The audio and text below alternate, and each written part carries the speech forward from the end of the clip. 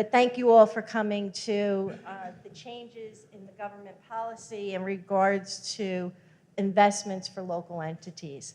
And just to start, Alan Weston. He's right behind you. Where is he? Oh, I didn't even see him. There he is. Alan's here. He's from GFOA. That's right. Want to give us a 30-second Sure, yes, bio? thank you, Robin. For those of you who don't know me, my name is Alan Weston. I'm the Legislative Director for both the Association of Counties and GFOA. I'm just going to give you a quick 30,000-foot overview of this bill that everyone's going to be talking about, which is now law. I know it's been giving Joe quite a lot of agita for the last couple of days. There's some confusion about it, right?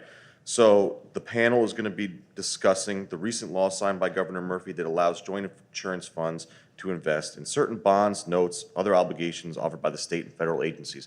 But most importantly for this group, right, it allows local governing bodies to deposit public funds into multiple federally insured accounts, all right? So forget the GIF part. That's the part you got to focus on. The panel, I'm going to leave you in good hands. Robin's going to introduce them, and that's what they're going to be discussing if you have any questions. Terrific. Thank you, Alan. And again, now we have our two product experts who came out to see us and attend the GFOA. I would like to first introduce Tom Nelson from Reich and Tang. Hi, Tom Nelson, Reich and Tang. I'm Chief Investment Officer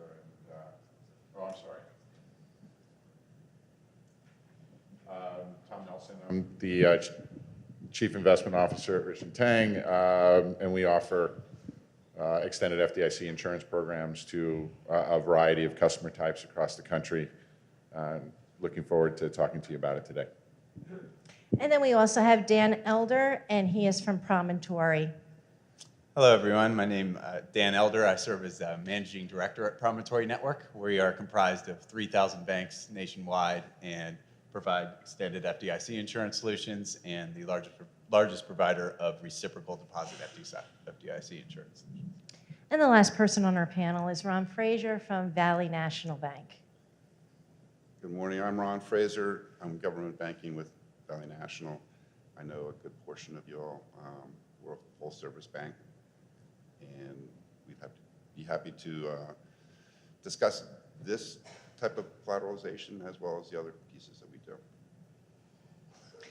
And my name is Robin Hulmes from Investors Bank. I'm going to be moderating this. So before we get started, what I'm going to do is basically just ask our panel some questions. Please, if anybody has any questions, just raise your hand. I'll come back to you, give you the mic so you can ask the question to the panel. We would like to make this very informal, talkative, so please don't hesitate to just raise your hand, interrupt, so that I can come back and give you the mic to ask your question.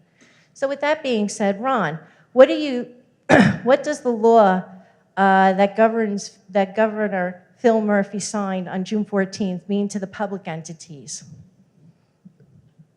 Basically what the law is allowing you all to do, and as well as your financial institutions to do, is to utilize extended FDIC suite type programs, which basically, in today's world, your collateral is either letter of credit at various home loan banks or securities.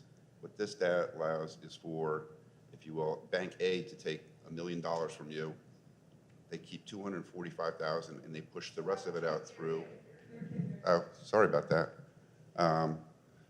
We send it to a provider such as Promontory or Reich and Tang. They in turn take that $750,000, whatever, and put it through their various banks and their programs. So it's covered by FDIC insurance rather than securities or letter of credit. And that's basically what changed. The bill itself was Bill 3122. It was signed in June, takes effect December 14th of this year. The sections that were changed were Section 1 of the 1970 C236, C17-41, and that was for the school boards. And then Section NJS 40A-514, that was for the municipalities and utilities, et cetera. And what it did was, prior to this, you can invest in CDRs, which was CDs. Now it opens it up to all liquid funds. And that's pretty much what it is.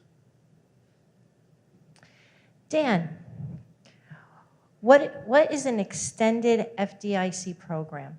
Sure, Ron covered a little bit of it, but I think probably the best way to explain it is through example. So let's say a municipal deposit comes into a New Jersey bank, and the bank decided to put them into an extended FDIC insurance program. What would happen, let's say you use, for example, that you had $5 million on deposit at a bank, and they decided to put it into an extended FDIC insurance program. That $5 million is split up into increments under the FDIC limit, and it's allocated out to different banks in the Promontory network, and it gets expanded FDIC coverage for the municipality. Well, at the exact same time, what happens is there's a large network of banks nationwide that use these types of programs, and you would receive, or the bank would receive, reciprocal deposits, dollar for dollar, back on the bank's balance sheet. So in the example I'm giving, the $5 million that you're bringing into your relationship bank gets FDIC insured by getting split up and sent out to different banks into the network. But since that bank is receiving matching deposits from other banks' customers, the dollar value of what you bring to that bank stays at that bank for local lending. And so the end result of a transaction like this is the government entity gets full FDIC coverage, and the bank that you're working with gets the full amount of that deposit to make local loans with and generate the New Jersey economy. Tom, can you tell us how the recent financial reform bill impacted the market? Sure. It's ironic that at the same time that New Jersey passed a law that allowed municipalities to start using these programs, the U.S. Congress passed a law that changed the way these programs work for banks across the country. And the fundamental change is that prior to this rule, when banks took the money that Dan was describing back onto their balance sheet from other banks in the network, those monies used to have to be considered brokered by the banks when they did their call reports with the FDIC. Brokered deposits are, broadly speaking, this is an overgeneralization, but broadly speaking, are not as attractive for banks to take than our core deposits. This rule, the financial reform bill, changed that, so they're core deposits. So what you're seeing now across the country is banks that used to offer deposits largely to municipalities. It's probably the biggest place where this ultimately will have an impact. That, as Ron indicated, we're going to be somehow collateralized. Those banks now can use these programs, not have a negative impact on their balance sheet.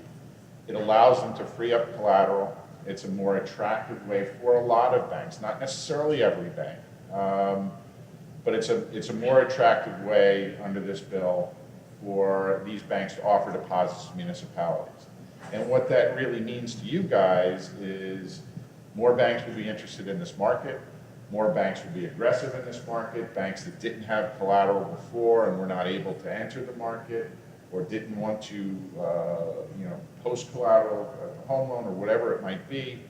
It's much easier for them to enter the market, more participants, more options. If it's better for the banks, it's going to ultimately flow down and provide investors, in this case municipalities, more options, better pricing, more liquidity, etc. And Robin, I just wanted to add on to what Tom just said there, that with that federal bill, when they were considered brokered deposits, to a bank, that comes with a stigma. So a lot of banks just didn't want to use these types of deposit programs because of that broker designation. These banks would have to pay sometimes higher assessments. They would have to answer to their own investors. They'd have to answer to their own regulators, all about why they're using broker deposits. And so that is a thing of the past. This law passed on May 24th, the one that Tom was referring to, that removes the definition of brokered. And so all the things that Tom just said is happening now. There's a lot of banks that are using these programs that weren't using them before. And then it happens to be that the New Jersey Public Funds Law, where Governor Murphy just signed a law, happened at the same time. So it's a huge, huge win for New Jersey banks. And obviously, if it's a huge win for New Jersey banks, that'll be passed on to New Jersey customers. And Tom hit the point right on the nail, where the municipalities, the local governments, use the program quite a bit, a lot more than the other types of customers that use it. Thank you, Dan. Tom, are there any other investors already doing this in the state of New Jersey? There are, and that's one of the interesting things. So if you go nationwide this is currently a program that is used by all other types of investors in the state of New Jersey, but not municipal investors. So the reason that to us is important is it's a proven program. It works. It works currently, though, for individuals, corporations, partnerships, but because the rules in New Jersey were such, it just wasn't allowed to be used by municipalities. This law changed that. But I think it's important for people to understand that it is a product that works, and it works at your local banks. Many banks here today are already using these programs for customers other than municipal investors. They know how to use it, and you can rest assured that when you start, or if you start using these programs, you won't be the proverbial guinea pig with your banks using the program. Dan, can you tell us about the other public entities participating in this program in other states? Sure, and Tom hit the nail where you're not the test guinea pig, not only just what he just mentioned, there's a lot of nonprofits and individuals and corporations that already use these programs, but this is also a law that's in place now in 49 out of 50 states. New Jersey was number 49. So the history of that is a lot of the statutes in the states that already existed, these are just way to get extended FDIC coverage as an investor. And so a lot of the statutes that already existed allowed this type of investment. There were certain states that required a law to change this. And so in New Jersey, that was the case. So we've been working and championing with the New Jersey Bankers Association, among many others, to try to get this law passed. And now 49 out of 50 states can use this program. And if you reference the 48 states that already have it passed, there's tens and billions of dollars that are flowing through from public fund depositors. So there might not be a lot of New Jersey users yet because the law is not taking effect till December 14th, but in the other states, there's billions and billions of dollars that are flowing through from local governments. And again, why local governments use it, it's worth re-stressing.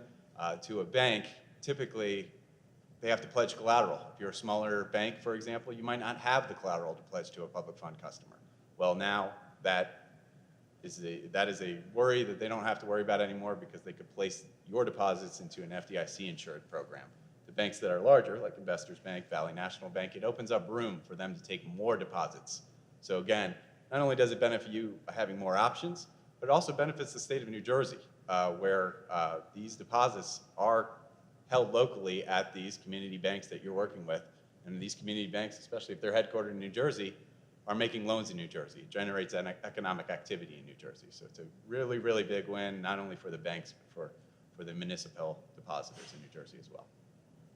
And Dan, I think you touched on this a little bit, but since this isn't a new concept, how big are these FDIC programs? And I think you touched on it a little bit. Tom, if you want to take that one. Sure. So, it's important to note that these programs have been around for a long time. They're very widely used. There's call data that you can pull out from banks to see how much this was used. There's more than $60 billion in these types of programs being used by banks across the state. And with the changes in the laws, those numbers are going to balloon very clearly over the course of the next 6, 12, 18, 24 months and so on. And in addition to that, extended FDIC, that's just when we're talking about banks using this for banks' customers. There are a whole other series of markets where these same exact programs are used, for instance, in the brokerage world, where it's become the ordinary way of doing business for brokers to use this as sweep programs instead of money market funds and other products. So we're talking about an industry at this point that offers extended, when we talk about extended FDIC insurance across the entire economy, it's probably in excess of $500 billion. So, again, I think one of the points that we'd like to try to make is this isn't new. It might be new for you guys because rules are changing, but this is a very big market. And one of the other points that needs to be made, I think, about this is that it is helping money get back into the banking system. money coming back out of, government agencies, things like that. It's putting more money back into the system, allowing smaller banks to compete with the too big to fail big banks. But it's a very big product nationally in banks and in other providers as well. Ron, what does this mean to both the banks and the local entities? What's their benefit? Basically, the benefits are many. This is another option under GFOA. It doesn't get rid of GFOA, it doesn't replace it, but it enhances it. GFOA, basically, if Bank A fails tonight, the state of New Jersey will come in, figure out which are the deposits. If there's a shortfall in collateral, it will turn around and go out to the various other participating banks within GFOA. Based on their participation rate, they will in turn send them a bill as a contingent liability.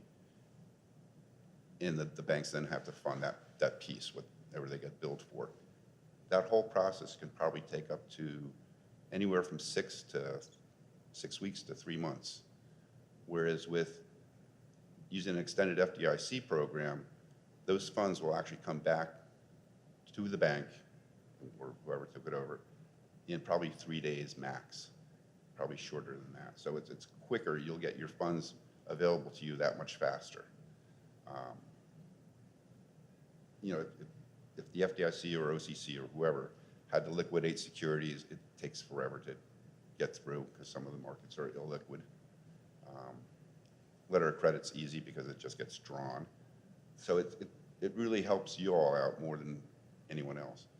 It also helps the banks because we don't have to buy securities at 3.5% for 30 years and hold on to them forever. If we use letter of credits, we don't have to encumber our credit line at one of the Federal Home Loan Banks. So the banks win on that aspect, or that's how they're going to make their money, as well as getting the money back into the local economies. Dan, can you tell us how does the local entity enroll in this program? It doesn't work too much different than any other type of account. So you would work with a bank that's part of one of our networks, and you would open up an account there. You sign a disclosure, and then you have that account open. You could transact out of that account. Our 44 out of the 77 banks headquartered in New Jersey are already part of the Promontory network. So you walk into your local bank and ask if they have these types of services. There's a high probability that they already have these types of services. It's just they haven't been allowed to offer it to you as a public fund depositor. And to reiterate what Tom said earlier, these are huge programs. The Promontory limit on one tax ID is all the way up to $130 million of FDIC coverage. So that could speak to just how large these programs are. They're nothing new. It would be new to you guys in the audience, but it's nothing new overall. It's just stressing that point that we can insure quite a bit on just one tax ID. You know what I mean? Adding, it's almost transparent to you if a bank signs up with one of these individuals. If you're with Reich and Tang or you're with Promontory, you'll never know the difference, basically. Thank you. And Ron, who can offer this program? Any financial institution within the state of New Jersey can offer this. So it covers your thrifts, your banks, commercial banks, credit unions, of course. Anyone that is participant with a provider, if you will. So you'd have to talk to your local institution to find out if they're going to participate or not. I can personally, it just is another way of doing business with you all and making sure that the safety and soundness of this program works. So it's kind of all up to you. Robin, I wanted to go back to my question about how it works. When you sign a disclosure, so how it works, we've explained it quite a bit in this presentation, where a large deposit gets split up, sent out to different banks to get FDIC insurance. So when you open an account at a local bank, you do get to pick where you don't want your money to go to make sure that you are fully FDIC covered. With the way these programs work, with how big these bank networks are, That $5 million deposit in that example is going to be split up to at least 25 different amounts under 250,000, sending out to all these different banks. You get to pick and choose and tell your local bank, I don't want my money going to bank A, B, and C because that's where I currently bank, and that way we won't send a piece to bank A, B, or C and jeopardize the FDIC coverage at one of those institutions. And then beyond that, I did mention it works like any other account at the bank. One thing that will be a little different is that your statement that you receive on one of these programs will show you the 25 plus banks that are giving you the FDIC insurance, and it'll show you how much they have, 240,000 at bank A, 240,000 at bank B, 240,000 at bank C, and of course it includes the banks you have excluded. And we could still, these programs are so large, we could still insure quite a bit again for tax ID. Thank you very much. And I would like to now open it up to the floor. Are there any kind of questions anybody has? Hold on, I'm coming. Wait 1 second. I just want to make sure everybody can hear in the back. Can we expect less of a return for participating in this type of a program? I would say, Ron, do you want to answer that? I wouldn't expect less. You actually might enjoy more because there's going to be possibility of more banks in the market, so there'll be more competition between us. So investors is doing Fed funds plus 10 basis points. I might come in as a new bank and say, okay, it's now Fed funds 25. A credit union will come in and say, okay, it's T-bill plus whatever. So you're going to see banks possibly jockeying that way. Yeah, our experience of banks that have started to use these programs that hadn't, as this process has evolved over the years, that are starting to use programs that hadn't used them previously. It's not about paying customers less. It's about creating a more efficient way for them to offer deposits to their customers. It's about getting rid of collateral from the bank's perspective. It's not about, okay, now I'm offering you an FDIC insurance, so you should be happy taking less rate. That's not what we've ever seen as the objective. And ultimately, you guys get to make the decision. There's I'm sure there will be individual banks that try to do different things. You get to make the decision every day on where you're going to place your money. And to one of the points Ron made, this doesn't get rid of any of the options you currently have. You can do exactly what you're doing today for, until the next time one. It just gives the bank, and therefore you, more options. But you get to choose with your feet whether you're going to keep money at a bank if they're trying to lower the rate. You get to pick where you're going to go. And one thing directly to answer your question, the bank gets to control the interest rate. So it all depends on the bank situation, just like any other CD or any other money market deposit account that you might use at a bank. Banks pay different interest rates. One thing that I've seen over the years I've worked at Promontory Network where banks offer this, and Ron hit on the point a little, is not only is you'll have more options, you'll have more banks competing for it, but to the bank, typically what a bank has to do when they're taking a deposit like yours in is they have to collateralize. So they have to buy securities at something like 3%. And so rather than doing that, the bank could redeploy those assets into loans that are earning much better than 3%. And so sometimes to a bank, it's more attractive to take a deposit in and put it into an FDIC insurance provider. And if it's more attractive to the bank, maybe it could be more attractive to you. Hey, Ron, I know you track banks. I don't need a microphone. Do I need a microphone? All right. No, excuse me. I know, Ron, you track banks in New Jersey.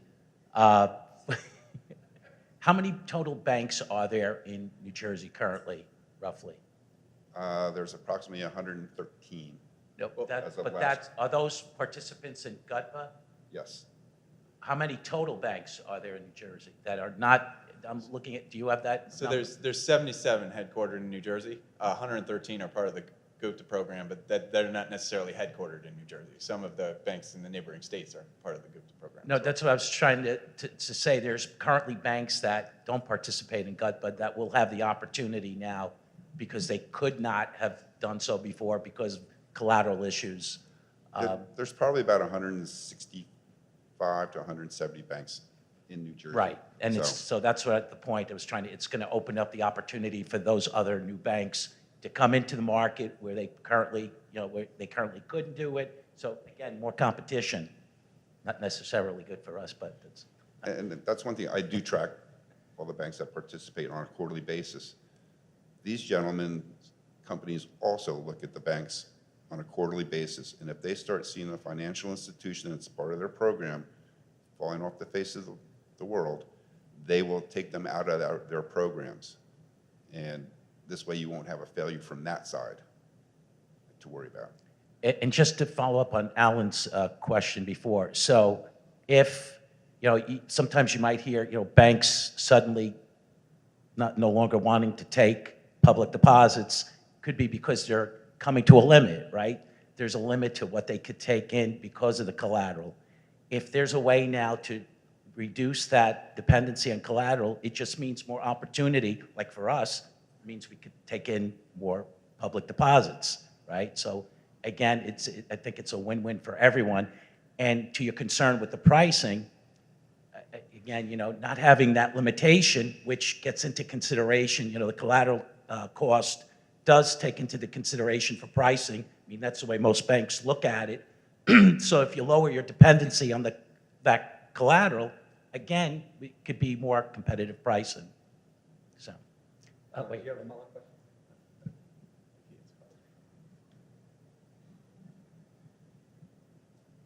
I don't expect the panel to answer this question, but it's just food for thought for the attendees.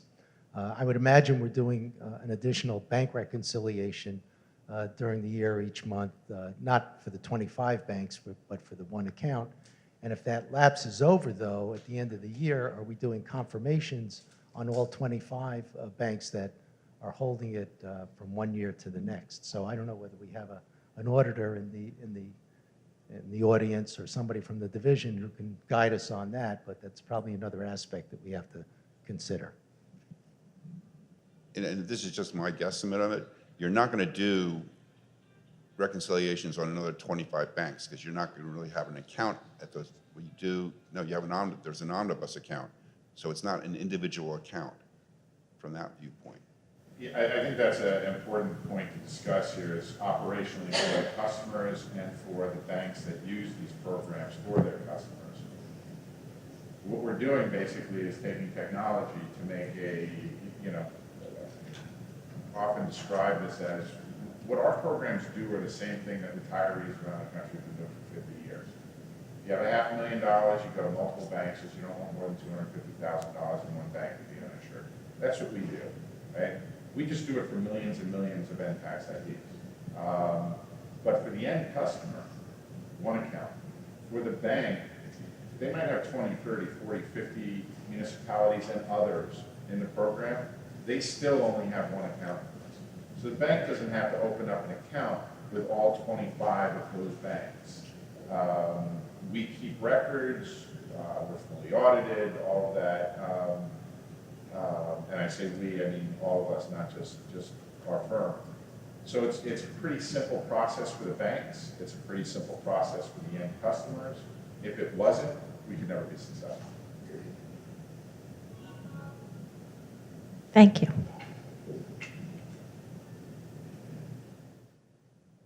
I don't know if you can answer this either, but do you think if we choose to use these options that we would have to amend our cash management plan or at least change it for next year? Yes, so the law, when you read the law, it says the board, your board has approved it through your cash management board to allow these. So yes, is the answer to that question. You would need to approve it. The nice part about getting it approved is you have the law. So you could put the law right there in the board meeting saying, look at this new law. We can use this now, but you will need to approve it. Any other questions? Who's to hold that state? Georgia, we're working on it.